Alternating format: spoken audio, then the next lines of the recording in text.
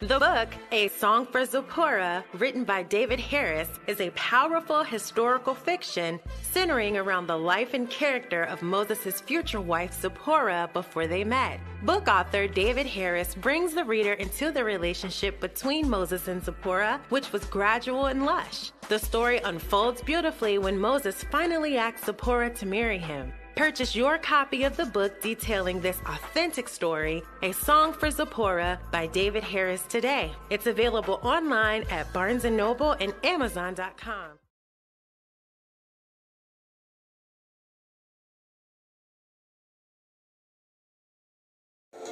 At Wings of Transformation Publishing, we are committed to helping our authors reach their goals and pursue their dreams of becoming published authors. We work closely with each author to ensure a successful publishing experience, and we are dedicated to helping them tell their stories in the most meaningful and impactful ways. We look forward to putting you on the path to writing your book.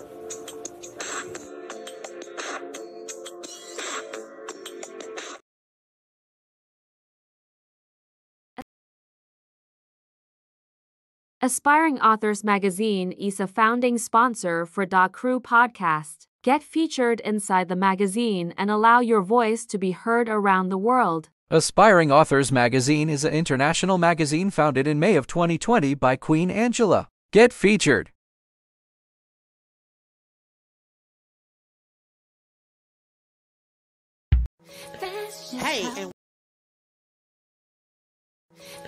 Hey, and welcome to the Crew Podcast. We are the hottest podcast rocking right now. We are currently looking for 6 amazing hosts to join our family for season 2 that will kick off February the 1st, 2024.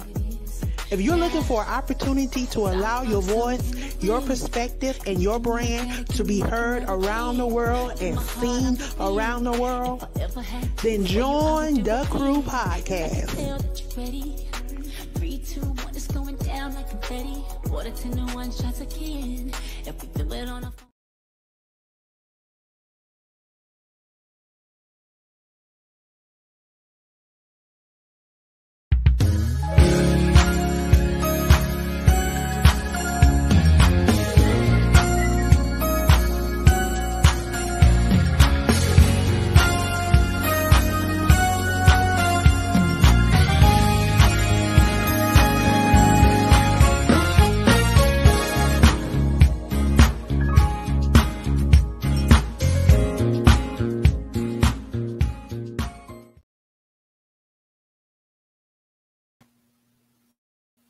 Well, welcome, y'all, to another episode of the Free Texas Campaign, Voices from Behind the Walls. I tell you,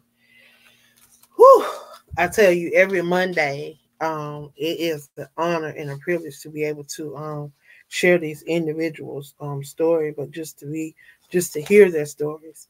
I tell you, I can't express this enough.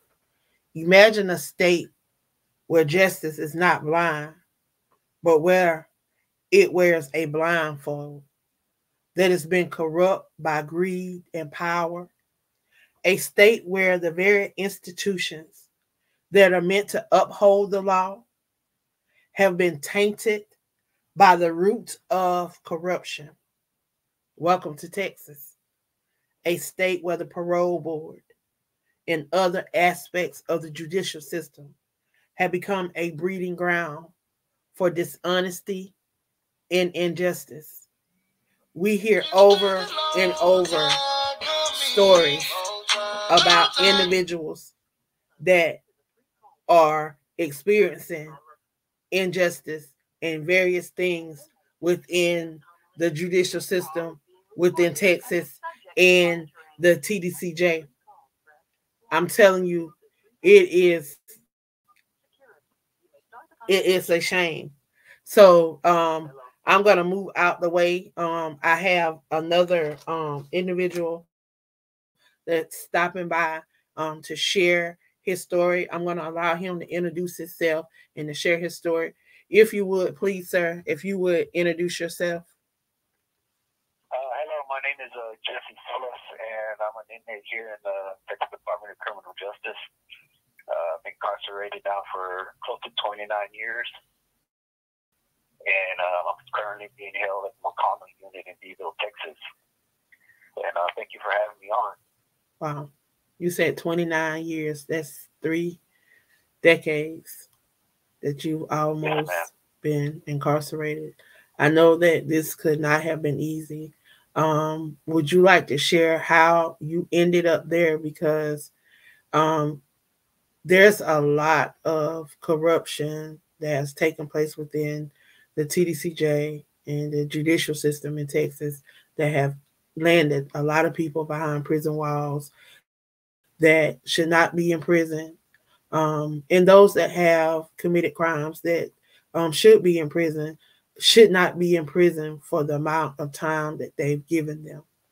I look in here at a lot of these cases, and I think about a lot of these states that if these cases was in, that these people would be home with their families.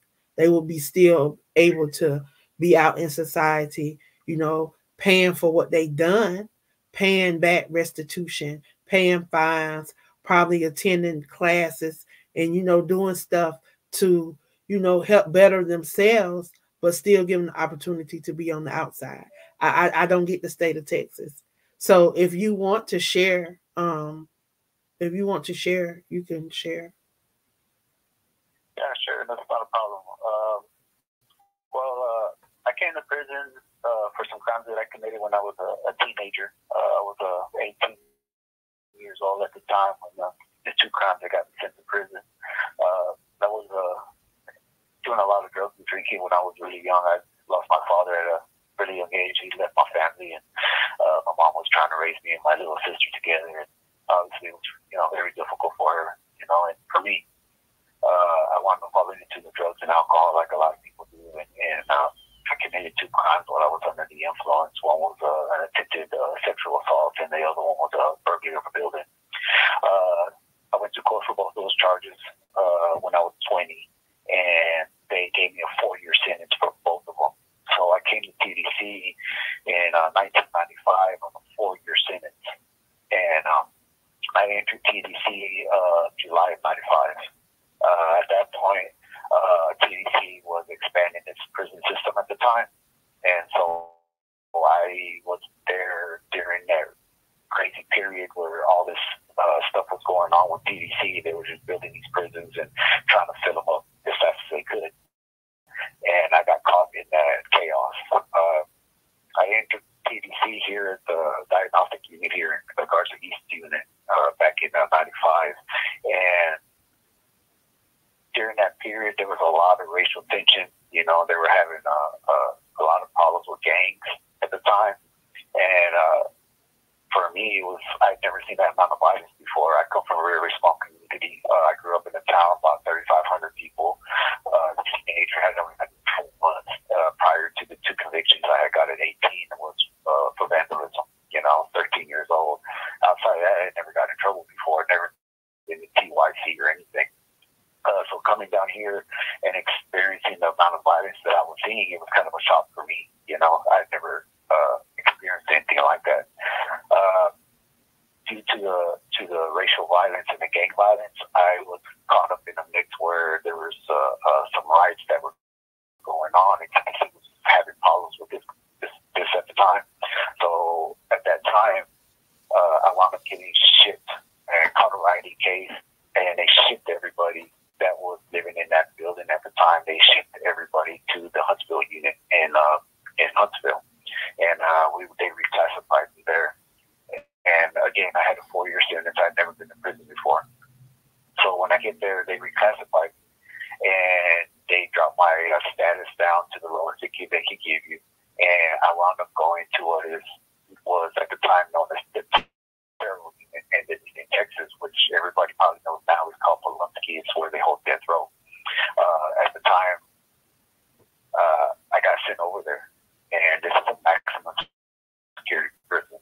You know, I have a 4-year sentence. I've never been in prison before, and I'm 20 years old, right? And so I get sent to this unit, and I get reclassified there with the unit classification. rehabilitation. And what they did is they put me in close custody, which at that time was the most dangerous building you could have on any prison at that time because of all the gangs, the violence, just everything you could think of is on that building. You know, these guys, big time guys, you're talking large sentences, right? And gang members and just guys to get care. And I got there in April of 96.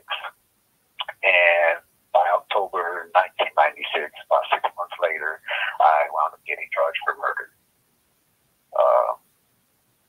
It was a very difficult time for me. As I said, I came down here with a sex offense, so it was kind of difficult for me at the time. Obviously, people know. So hold up, how did you get charged with murder? Basically, what happened was TDC doesn't recognize self-defense.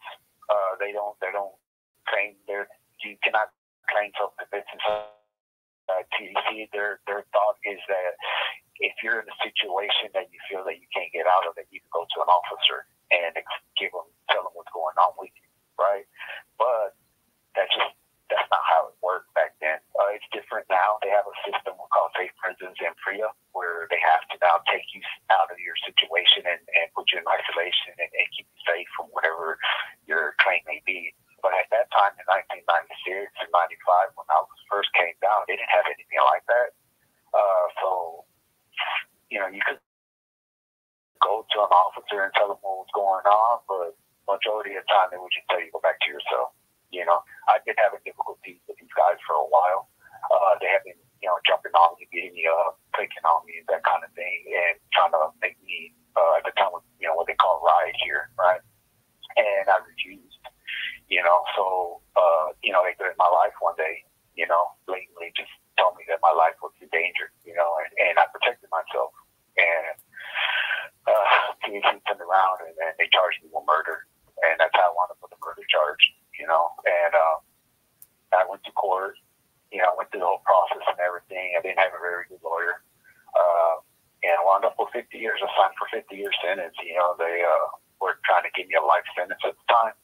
And instead, they wound up giving me a 50-year sentence for the murder. So that's pretty much how, what happened. It was very difficult for me. I've never been in any kind of serious harm. I've never had any history of violence or anything like that. So having to deal with that situation at the time, and then, my family, we're poor. My mom, single mom, raising 2 kids. She didn't have any money. I was far away from home. It's happening in East Texas, and I'm in South Texas.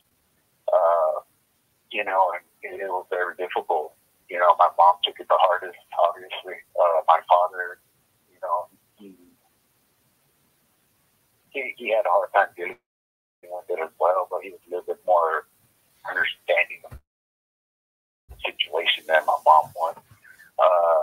I have a little sister as well. She's taken it hard over the years also, but she's done well for herself. But as far as what was crazy about what happened was that after I got sentenced, and I tell everybody this, and when they asked me about my story, one of the things that happened right after I got convicted, I was in the holding cell at the courthouse getting ready to go back to my unit, and the prosecutor and the assistant came down to see me, and he came down to check on me personally, and he asked me how I was doing, and I was like, well, you just gave me 50-year sentence. I'm not really sure what you expect, and he was like, look, Mr. Salas, he said, I know everything that went on that day. He said, I know everything that happened prior to it. He said, and I just need you to know that, this is nothing personal, but this is what I do for a living, and I was like, just basically took my life for something that, I was trying to protect myself, but they didn't see it that way. For him, it was more just doing his job and, finding out the truth and doing what he right, and it just didn't work out that way, So, I've been here for the last 29 years now, dealing with what happened that day. One of the things that a lot of people ask me is, why was I on that unit with a 4-year sentence and the first time inmate? And I can't answer that question. I don't know what TDC was thinking at the time, why they felt like I needed to in that circumstance, you know. But, yeah, why? That's what I'm thinking. Why was you even at a unit like that? You should have been at a unit that was getting ready to transition back home. You talking about 4 years? You wouldn't finna be down there long. Yeah. You should have been somewhere, at a work camp or somewhere that had you connected with the world, not getting you prepared to do a bid. That was they was like it was like they was getting you prepared for this. It's like that's what they do, and that's what's happened. And then I look at how they parole people. I look at how they let people out. It seems like the people that's doing what they supposed to, that's trying to change, that's trying to make a difference, that's trying to turn their lives around. It's like they getting the short end of the stick. It's like they butt the kids. Like it's like they don't care nothing about them. And the ones that's always getting in trouble, the ones that's smoking these drugs, the ones that's sneaking these phones in, the ones that's doing wrong are the ones that they doing everything for, that they're looking out for, that they're going to bat for. Like I don't get it. I just don't get TDCJ.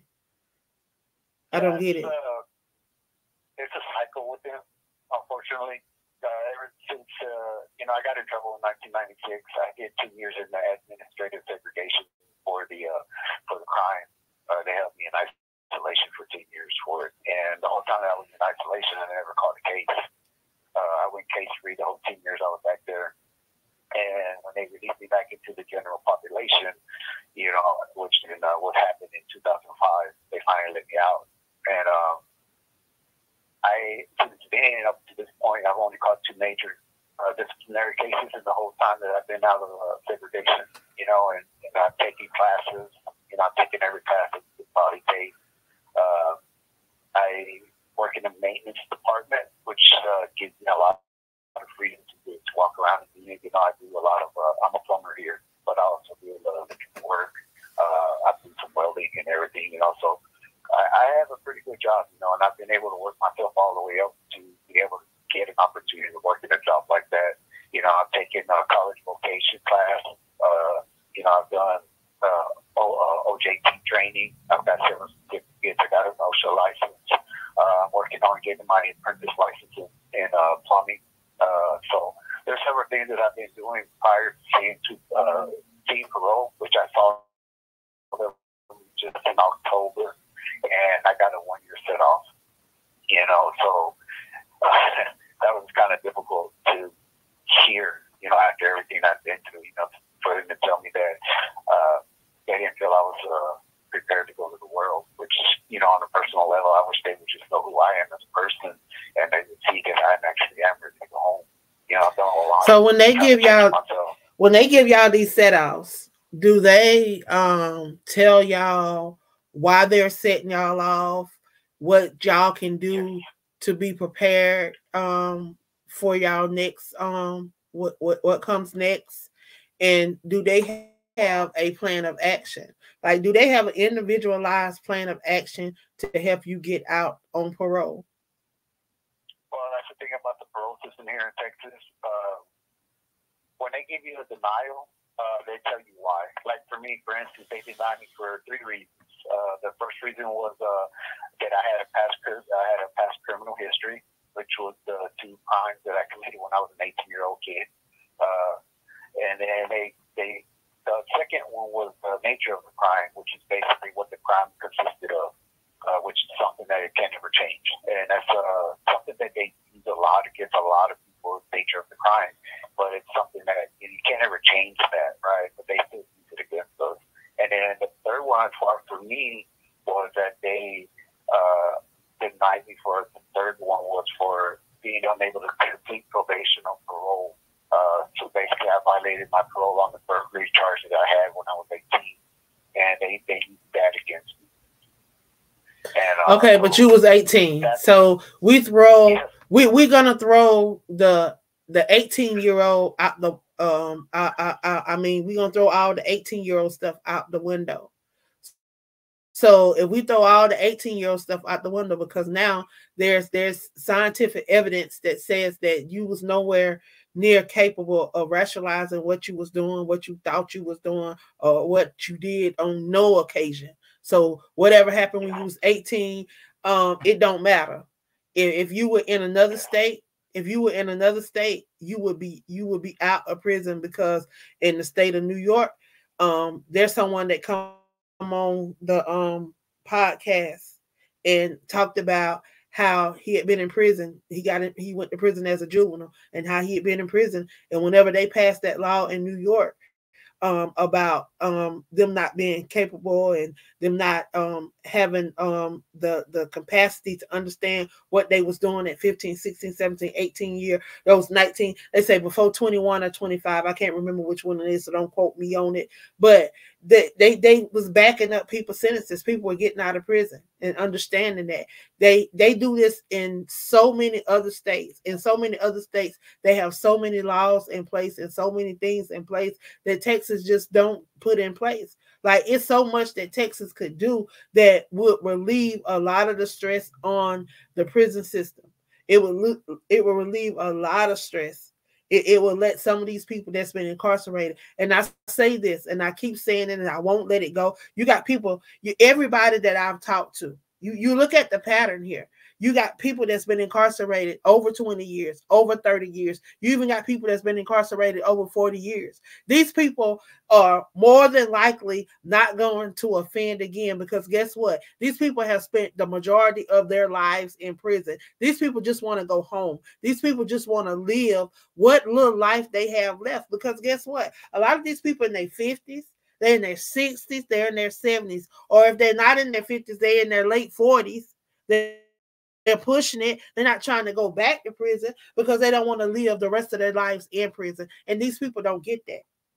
They don't get it because they don't believe that people rehab.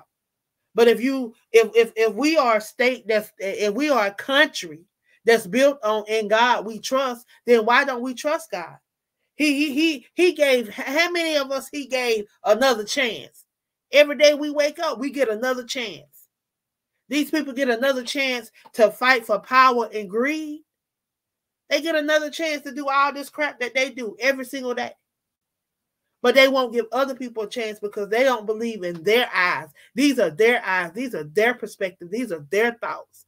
Because when you ask them, it's, I don't believe. I don't believe. But what does the law say? Well, what does statistics say? What does... Who makes up the parole board? That's what I keep saying. They need to take a look at who makes up the parole board, who's making these decisions. Because you need somebody that's looking at this person's mental state. You need somebody that's looking at this person's physical state. Is this person able to go out and make a living? Is this person able to go out and function in society? Is this person able to go out and get along with somebody? Or is this person traumatized from being in prison all this time and going through all the stuff that they've been through at TDCJ? If you was not traumatized when you went in, you will be traumatized when you go out. So is they capable of going back and being in society? But instead, all they look at is the legal aspect. All they want is prior correction officer, prior prosecutors, prior police officers, people that have helped put y'all there to be on the board to release y'all. And of course, you know they're going to keep denying y'all. They're going to deny y'all time after time after time after time, because guess what?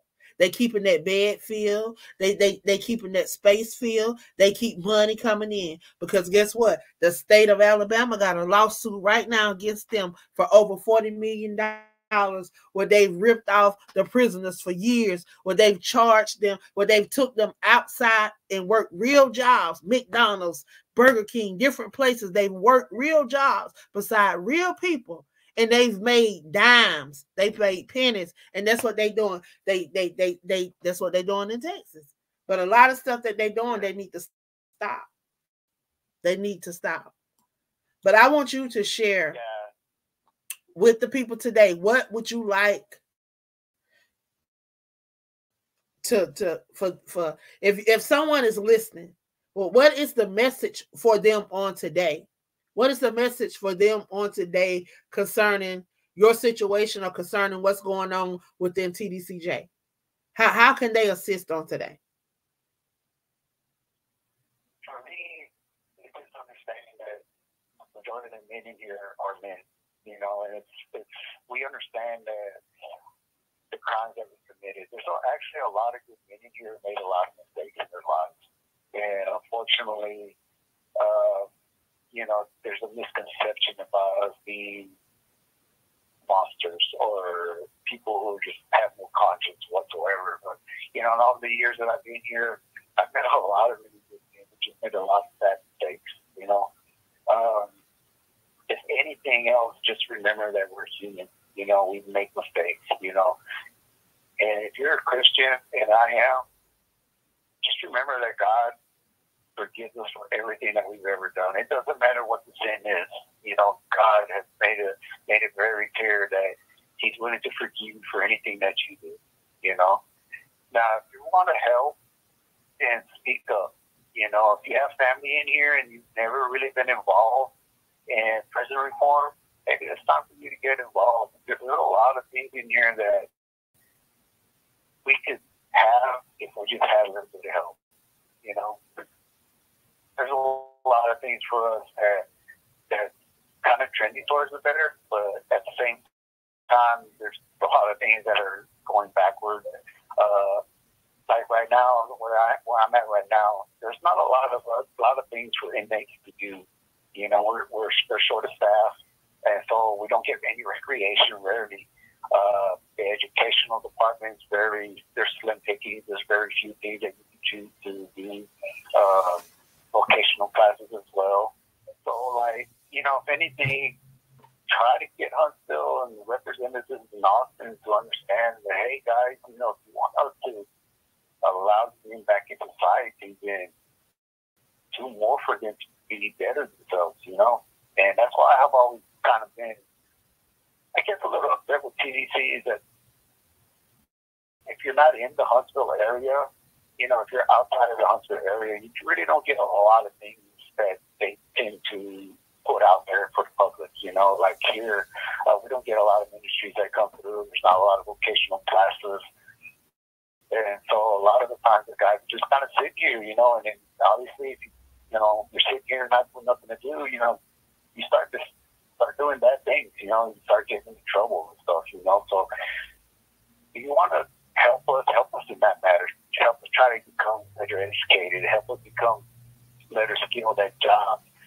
Help us, you know, become better Christians or Muslims or whatever it is. You know, there's a lot of things people can do to try to help us. You know, instead of criticizing us for our past, help us with our future. You know, and reach out. You know, talk to your representatives or become a part of a prison ministry or anything that might help us. Even re-entry groups, you know, out in the world, you know, helped a lot because there's a lot of people that don't have a lot, and some guys have no family whatsoever. So when they get up, you know, they can use a helping hand. You know, if they can see that there's somebody out there that actually cares and is willing to help them get on their feet, believe me, most of these guys in here will do right. You know, they'll get out and do the things they do. They just need a helping hand, you know, and somebody that cares, you know, because it's hard for people to really understand what kind of people we really are, because a lot of the times they judge us on our past, and unfortunately that's the stigma that not only TDCJ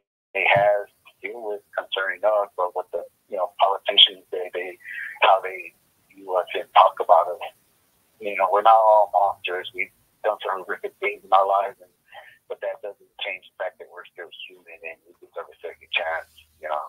Right. So, and, you know, people like me, you know, I wasn't a violent person, you know, but I committed a violent crime, but I'm not a bad person. You know, I regret what happened.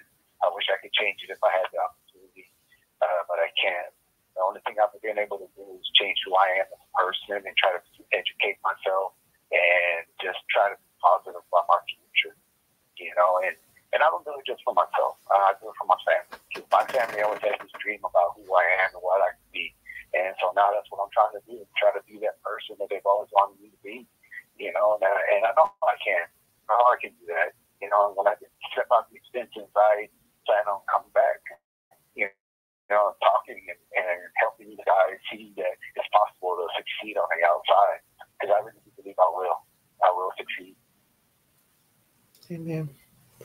Well, I want to thank you for stopping by and sharing on today. People definitely need to hear what's going on inside, and how people end up here, and how situations can drastically change. So thank you. And I know it. Yeah, I know it's not. I know it's not easy, but thank you for sharing. Oh my God, thank you for sharing. And again, if there's anyone out there that is willing to help with his situation, please feel free to reach out. Reach out. I mean, if you have it in your heart to help people, do it. Don't hesitate. I think a lot of times people, when it comes to prison ministry or just anything to do with prison, I understand the fear that some people might have because of the stuff that people have done. But once you come in here, you actually start dealing with this on a face-to-face basis, you'll realize that we're all just regular guys. We're just regular human beings, and we just need a second chance, and we need people to see us for more than what we were, and the crimes that we committed. You'll be surprised. There's a lot of good men in here, and reaching out and trying to help us get on our feet and be part of society. Hey, man, we all need to help your hand, and so if you have it in your heart to help, I hope that you, whoever you may be listening to this, there's a lot of good things. They just need to reach out and make them feel, human. That's all. So thank you for having me on too. It's been great talking to you, and to all you people out there, God bless all of you, and I hope you all have a good day and a great future. Thank you for stopping by. Again, I want to thank everyone that has tuned in on today. Like every Monday, we take this opportunity to allow those that are behind the walls at TDCJ an opportunity to come on and share their perspective, to share a little bit about how they landed in TDCJ, what this journey has been like, and a little of what they would like to see. We take this opportunity to expose corruption that has been going on within the judicial system in Texas for over 3 to 4 decades. We also expose things that are going on within TDCJ, the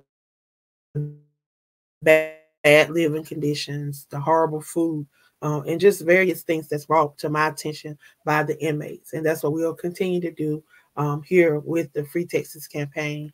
I am the queen of collaborations, affectionately known across these social media streets. My name is Angela Thomas Smith. Again, I thank you guys for tuning in. We have one more interview later on around about 5 minutes from now. So we will come back live in about 5 minutes. So if y'all want to jump back on, and make sure you share this out, because you never know what the next person may need, or whether the next person may be able to help and assist. So please share this in your circle of influence. Again, I thank you for tuning in. The Queen love you guys, and guess what?